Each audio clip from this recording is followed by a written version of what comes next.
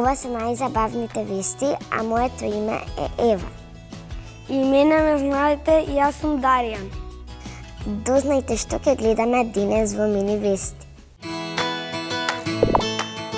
Денеска во Мини Вести ќе научиме што е Вселена и дали ѕвездите паѓаат. Интересни факти за човекот и животните, но ќе ви откриеме и зошто имаме презиме. Гледайте на до самиот крај. Ева, дали кога паѓаат ѕвезди замислуваш желба? Да, ама имам само еднаш видено и замислено. Дали ѕвездите навистина паѓаат, ќе да знаеме сега. Ќе зборуваме за Вселената и што има таму горе во облаците.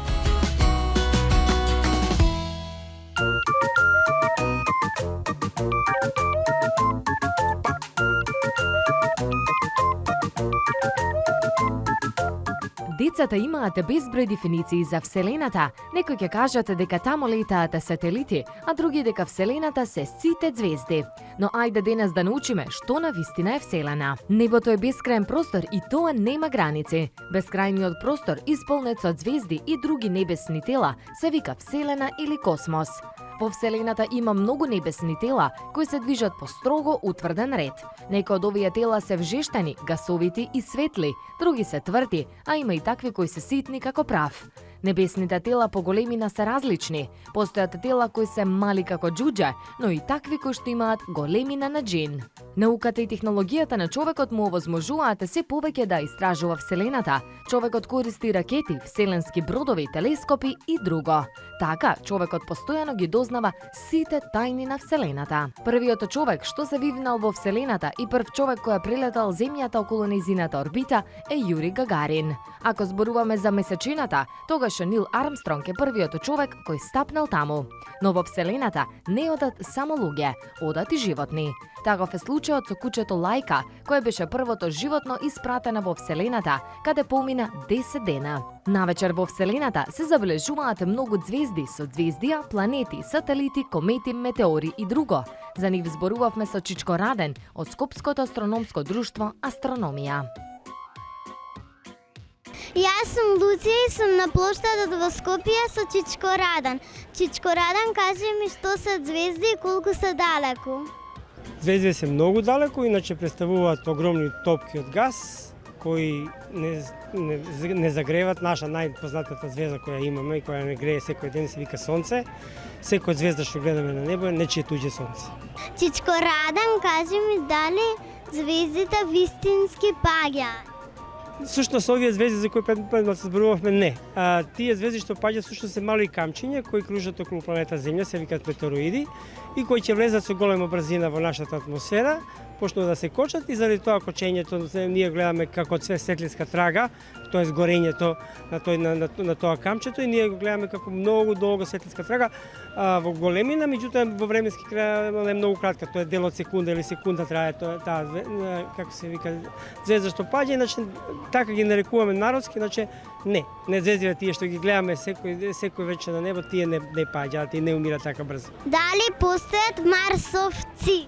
За жал не, ама наука се труди секој ден да ги најдеме, не само на Марс, него и на други тела во сончев систем. Имаме неколку кандидати, меѓутоа Марс е, да кажеме, еден од подобрите кандидати каде што би можеле да најдеме некаков облик на живот. За сега не постои. Чичко Раден, и за крај кажи ми како да отидам на друга планета. За да отидете на друга планета треба да станете космонаут, пред тоа може би било да бидете некој научник или уште подобро пилот и научник. Јас сум сигурен дека генерации кои сега се наша возраст може многу лесно да доколку учат и да бидат рецимо од првите жители на Марс, рецимо, и ние ќе бидеме првите марсовци за кои ќе бидеме официјално да знаеме дека таму се може да и родиле некои нови генерации кои ќе живеат на Марс.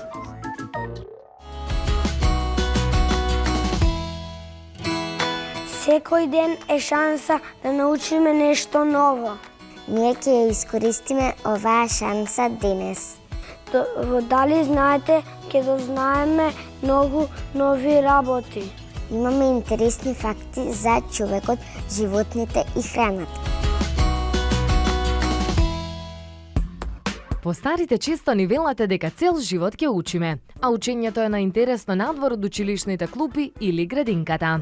Последните неколку минути ќе дознаеме многу нови работи за луѓето, доматот, фламингосите и што ли уште не. Дали сте знаеле дека после 30-та година луѓето почнуваат да се смалуваат? Топлата вода пак се смрзнува многу побрзо од ладната и дека е невозможно да се кивне со отворени очи. Плюс, дали сте знаеле дека лубеницата е зеленчок, а доматот овошје? Во Азија пак дневно се јаде околу 1,5 милиони тони ориз. И медот е единствената храна која не се расипува. Кравата може да се симне по скали, но не и да се качи.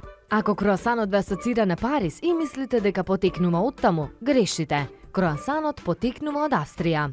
И за крај, фламингосите може да бидат розеви или портокалови. Нивната боја зависи од тоа што јадат.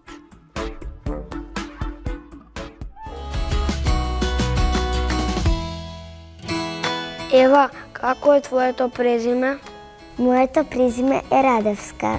Јас сум Даријан Вајс. Дали знаеш зошто имаме презиме? Не, но ќе дознаеме веднаш.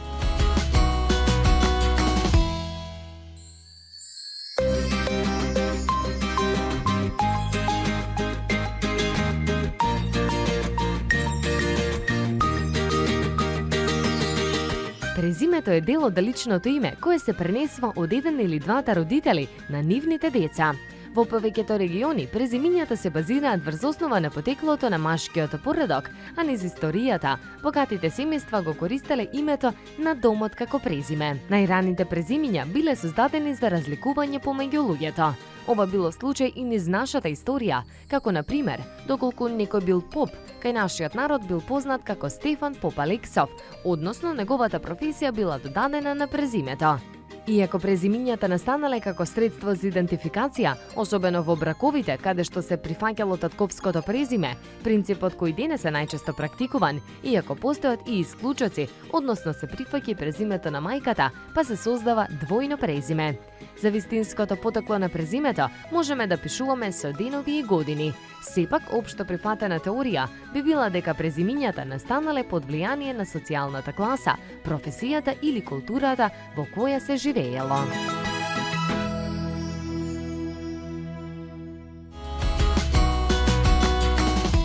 Молерс маслото од црн дроб на бакалар има најголема концентрација на природна омега-3 и додадени витамини D, A и E. Молерс придонесува за нормална функција на срцето, видот, нормална функција на мозокот, како и за нормална функција на имунолошкиот систем и одржување на здрави коски. Молерс, природно, норвешко, совршено. Hello, babies and gentlemen! Дозволете да ви го представам специјалистот за бебешка нега! Буфен 100% природно!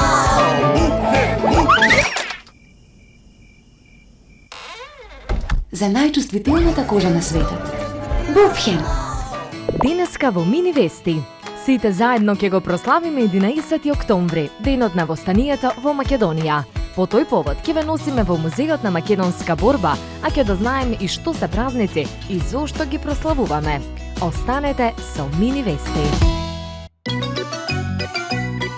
Во текот на годината се случува некои денови да не одиме во градинка или на училиште, поради тоа што нешто се празнува во нашата земја, па дури и родителите не одат на работа.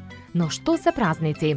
Празниците се однесуваат на било кој вид верска, национална, државна, културна или друг вид прослава, а понекогаш вклучуваат и фестивали. Ние ќе зборуваме за државните празници, бидејќи денес, 11 октомври, прославуваме токму таков. Државите во светот имаат празници кои се поврзуваат со важни датуми од нивната историја, но вклучуваат и некои меѓународни празници, како Денот на жената.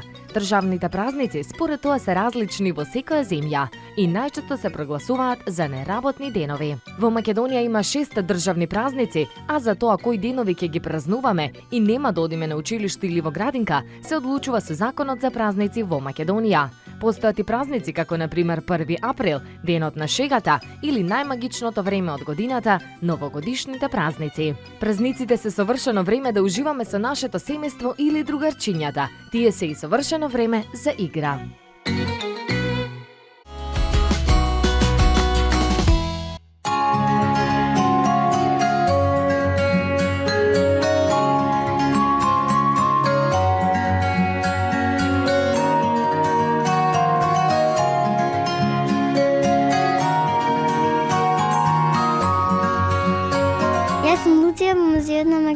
твојата борба со тетка Ана. Тетка Ана, кажи ми што е востание. Востание е организиран вооружен отпор на еден народ против теророт на окупаторот за својата слобода. Зашто овој ден е празник? Овој ден е празник 11 октомври затоа што македонскиот народ во минатото бил окупиран од непријателот.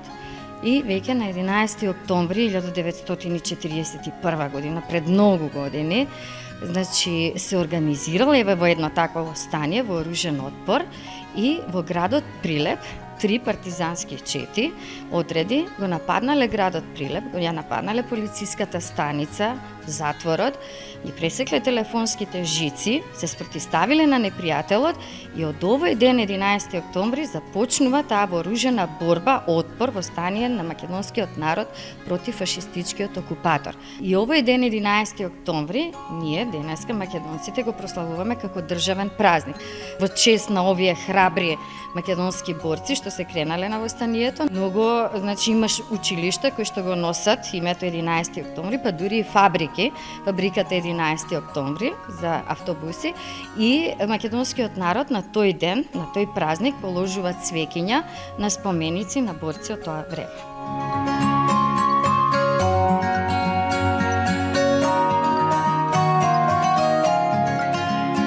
И за крај, тетка Ана, што може да видат нашите другарчиња во овој музеј?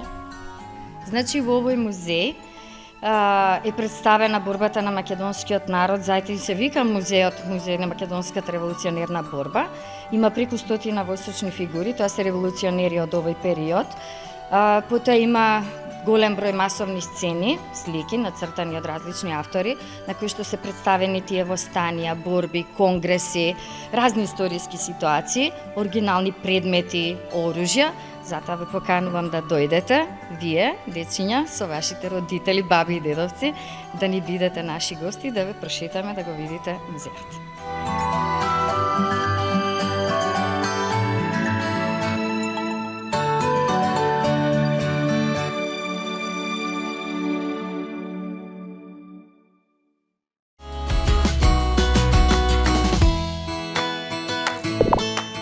Денеска во Минивест ќе ви откриеме зошто принцезите на Дизни секогаш носат сини фустани. Ќе се дружиме со тетка Цвета, која ќе ни каже зошто треба да јадеме грози. И за крај ќе ви покажеме како се прават мрсните боички. Не го манувајте каналот. Гледајте Минивест. Ангелина, која ти е омилена принцеза? Најмногу ја сакам Белата, Убавицата и Зверот. Јас сакам да ги гледам Карс. Ама Стефан, во него нема принцези? Запореди дека ќе зборуваме за принцези, погледнете.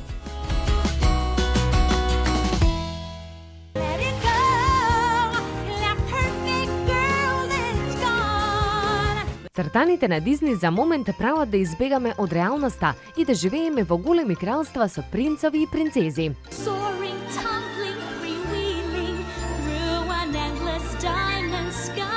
Но додека ги гледавме принцезите, например Јасмин, Бела, Пепелашка или Ариел, сите ние пропуштивме многу важен детал.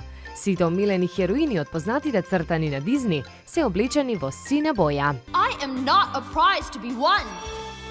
Тетка Леатрис Еисман од Институтот за бој раскажува дека ова е така за на девојките да им се даде повеќе моќ во цртаните филмови. Но има и друга причина зошто принцезите на Дизни носат сина боја, а тоа е поради тоа што тоа е една од најпозитивните бои.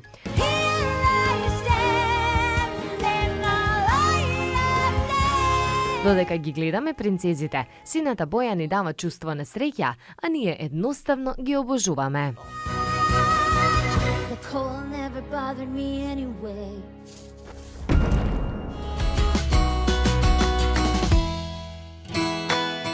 И во есен треба да јадеме овошје и зеленчук. Денеска ќе зборуваме за грозјето. Зошто треба да јадеме грозје, ќе ни каже тетка Цвета.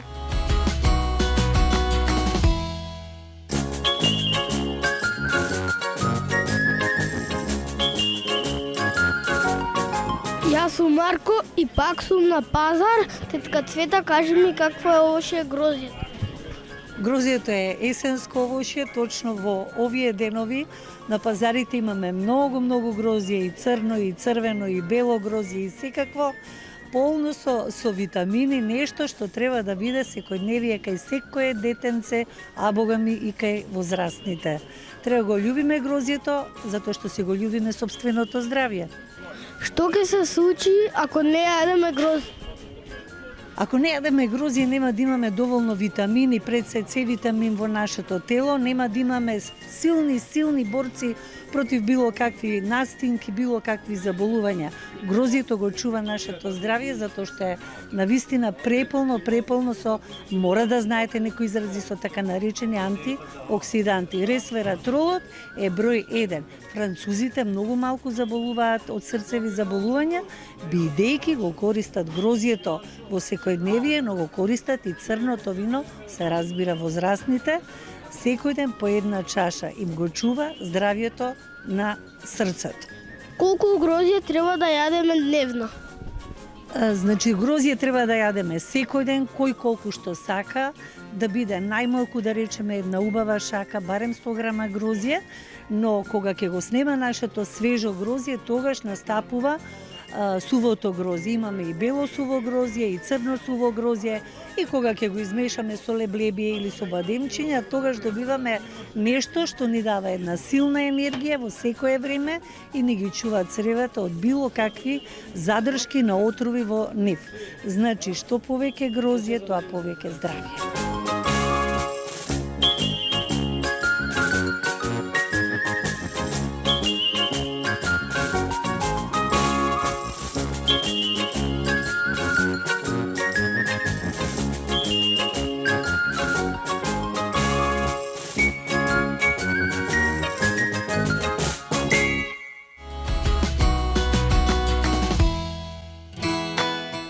Ангелина, со какви боички црташ? Цртам со мрсни боички, а ти? Јас цртам со што ќе ми дојде, некојаш ги скртам и зидовите. Ама Стефан, тоа не е убаво. Знам, мама ме караше и веќе не правам така. Денеска ќе цртаме со мрсни боички, вака настава.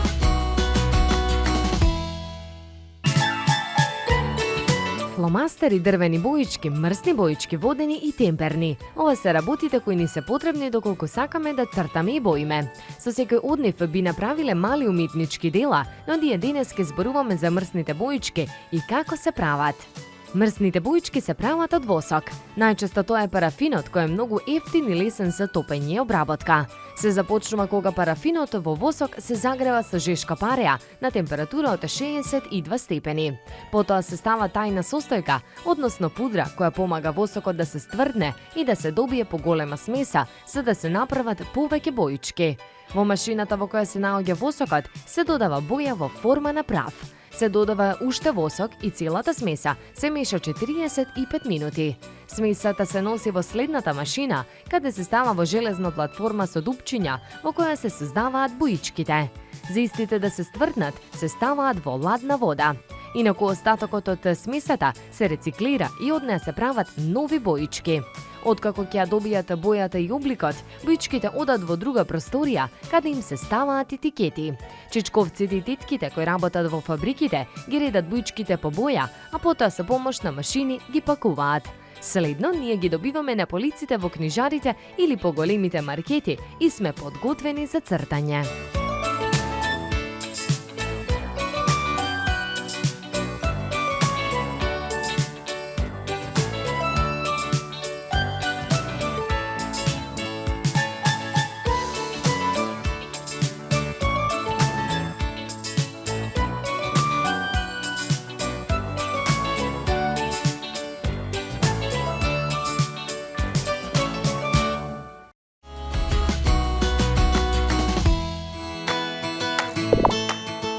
Денеска во Мини Вести ќе дознаеме што се извидници, а ќе погледнеме и како малите извидници ќе ни ги покажат нивните вештини. Ќе ве научиме и како да поставите шатор во природа. Не го менувајте каналот. Гледајте Мини Вести. Децата извидници уживаат во природата. Тие знаат и многу корисни трикови. Ајде да дознаеме што се извидници. Сигурно ќе ви се допадне, а и ќе сакате да станете и вие.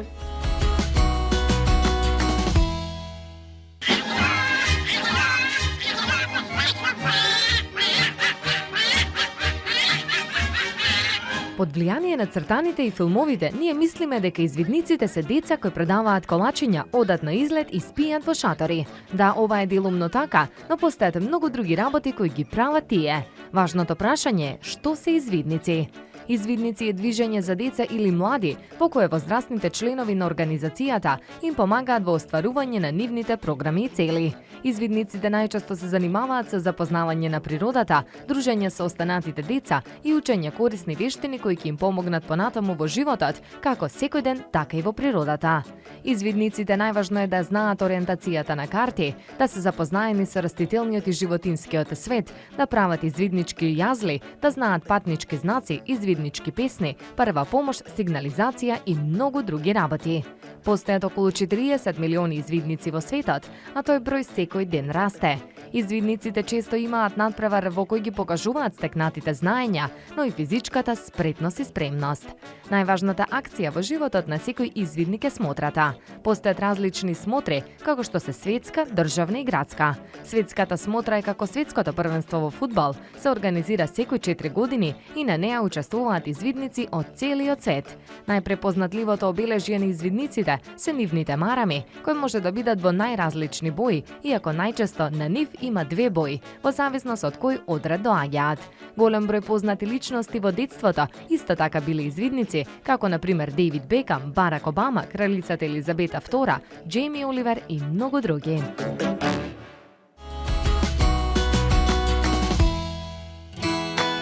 Нашата другарче Даријан одлично се снаоѓа на терен. Овој пат го пратевме кај извидници. Тој разговараше со деца извидници од и по Јадран. Еве што му кажаат тие.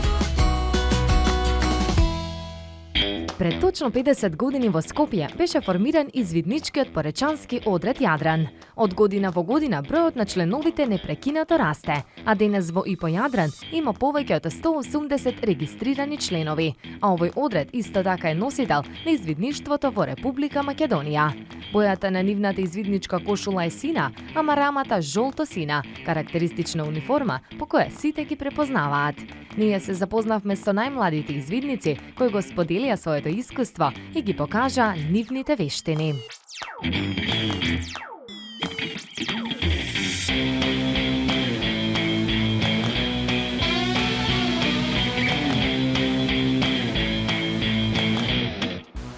Јас сум Даријан, со најмладите извидници. Што е извидници? Извидници е организација за деца и млади кои прават активности со возрастните. Како се станува извидник? Извидник се станува, например, треба првин да дојдете да се зачлените во ИПО Јадран, па да доаѓате редовно на состаноци, после да добиете опрема и извидникот да доаѓа на завет, да пее песни. Лука, каква униформа имате? Униформата се состои од извидничка кошула, извидничка марама и амблеми. Какви активности имаат извидниците? Извидниците имаат активности во природа, се учат како да прават јазли, кампуваат и извидниците поречани се учат како да плуват со чамец. Страшно ли е да се спие во шума? Па не е страшно ако си добро опремен и тогаш од ништо нема да ти биде страх. Кои се извиднички јазли? Извиднички јазли надпреварувачки се лисици, амбулантен, мртов и скратувалка. Зашто се користат јазлите? Јазлите се користат, например, амбулантен се користи за да се спојат 2 јажиња, лисици се користи за да се врзе нешто, некој предмет, скратувалка за да го скратиме јажето ако е предолго и рибарски помош.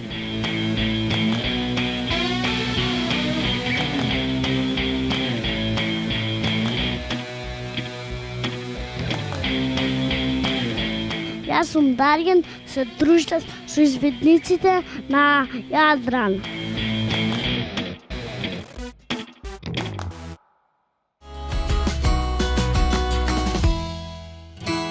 Изведниците во природа спијат во шатори. Марко, знаеш како се поставува шатор? Не, но би сакал да дознам.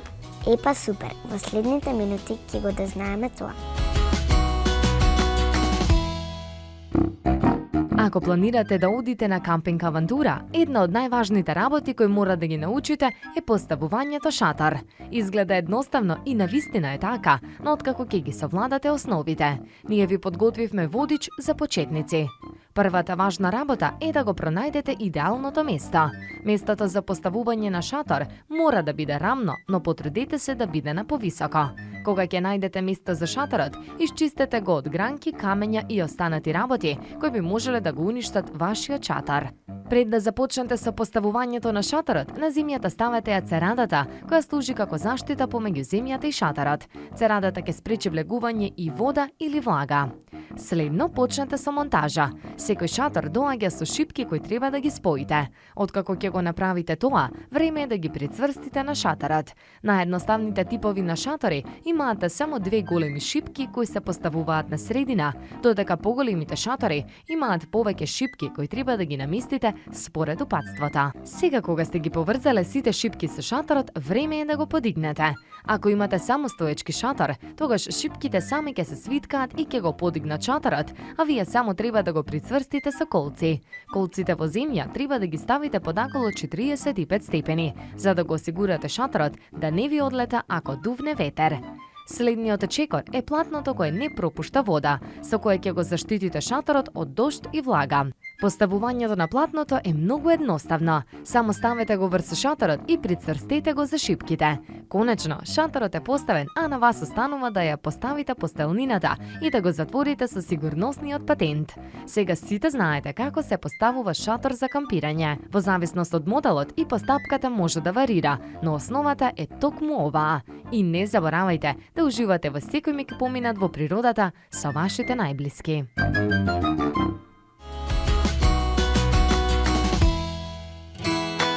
Треба да отидеме на кампирање додека на планините нема снег.